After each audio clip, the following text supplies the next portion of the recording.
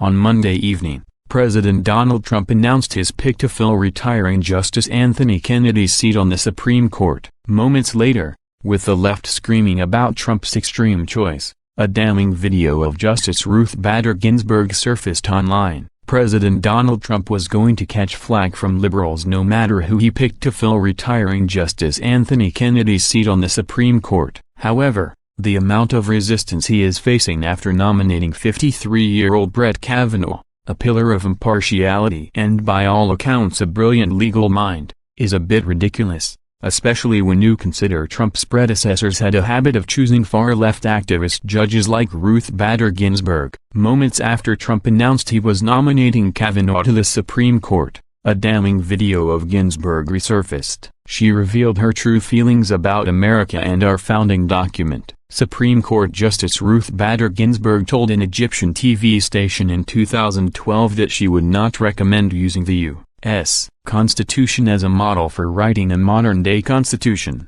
suggesting instead that up-and-coming governments look to the examples of countries like South Africa and Canada. I can't speak about what the Egyptian experience should be, because I'm operating under a rather old constitution. The United States, in comparison to Egypt, is a very new nation, and yet we have the oldest written constitution still in force in the world, Ginsburg told Memory TV. You should certainly be aided by all the constitution writing that has gone on since the end of World War II, she added. I would not look to the U.S. Constitution if I were drafting a constitution in the year 2012. I might look at the Constitution of South Africa. That was a deliberate attempt to have a fundamental instrument of government that embraced basic human rights, had an independent judiciary.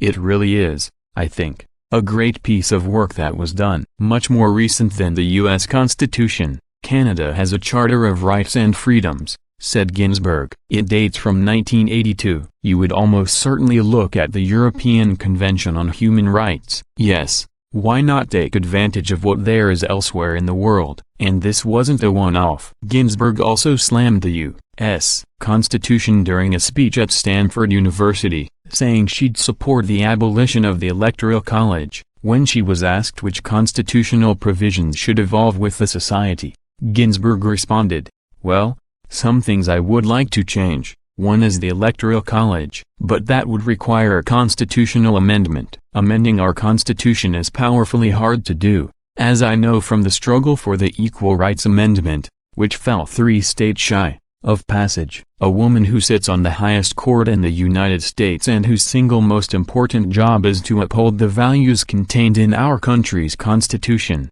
does not hold that Constitution in high enough regard to recommend it as a model for other countries crafting their own today, and would even like to change some of its most fundamental aspects, like the Electoral College." Yet President Donald Trump is the extreme one. This sort of thinly veiled disdain for our founding document should not be held by any American, least of all a sitting Supreme Court justice. The United States is the greatest country in the world in large part because of our Constitution. Our founding fathers, in all of their infinite wisdom, having braved a tyrannical government and having fought a bloody war to attain freedom, crafted a document which would ensure that the people of this country for generations to come would never befall the same fate, but instead, would live with freedom, justice, and liberty for all. Ginsburg needs to be replaced.